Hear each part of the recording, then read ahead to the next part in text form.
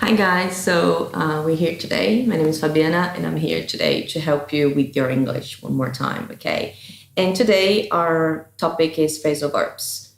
And from my experience, students from all different types of nationalities, they have issues with phrasal verbs. And my intention today is to help you with that and make it a little bit easier for you, okay? So the main reason I think people find phrasal verbs a bit complicated is because you have different meanings and all of that, but we'll deal with that today, okay? So to start, let's have a look at the sentence here. So that's me, okay? I always look up new phrasal verb in the dictionary, not the translator, okay? So if you have a look at the sentence, can you tell me where the phrasal verb is? Yes, so yeah, look up.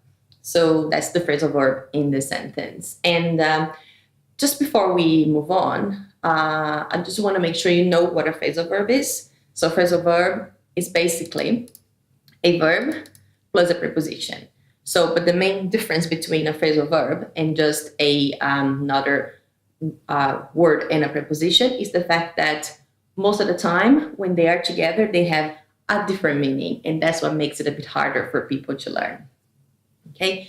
So, as it says in the sentence here, okay, I think that you should look up in the dictionary, not a translator, okay? Because if you use the translator, it will give you the literal meaning, and we don't really want that because suppose you put in the translator, the phrase verb look up, it probably give you the literal meaning, which would be to look up.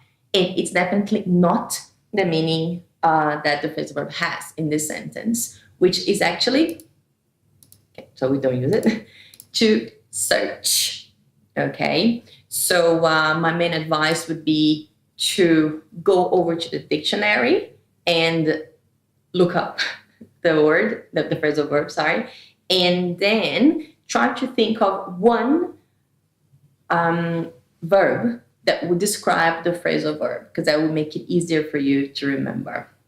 Okay, so just another example here. You should look it up too. So that's my main advice, okay? Another thing that people struggle with would be the pronunciation of the phrasal verb, okay? So in this case, some people would probably break down the words and say, look it up, when you should be saying, look it up, which makes it more fluent. And it may also make it easier for people to understand what you're saying, okay?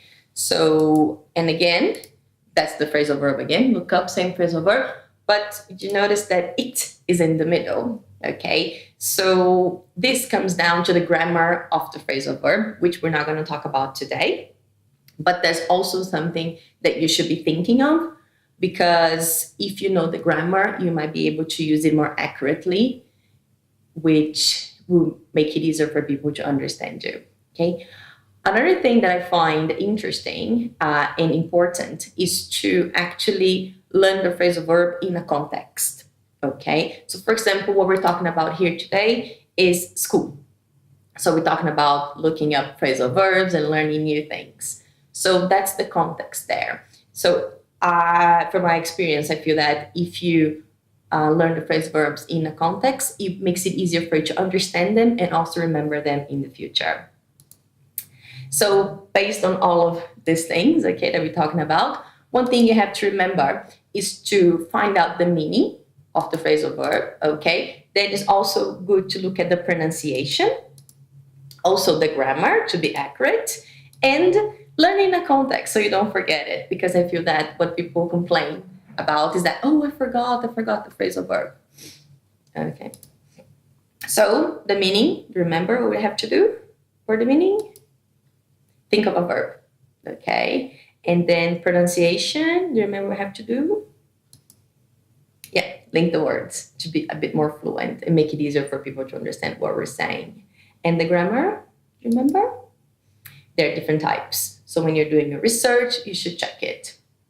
And anything else we forget? So learning the context, because that will make it easier for you to learn them and understand them. So taking all of this into consideration, I would like to give you some homework. Okay, so here I have two phrasal verbs, and they are both related to school, which are hands in and drop out. So these two phrasal verbs are related to school. And what I'd like you to do is maybe make a sentence just to practice them, but follow the steps that we talked about today. So all of these steps, they're quite helpful. And so I think that's it for today. If you like the video, please press like. If you want to write the sentences in the comment down here, just go ahead and do that.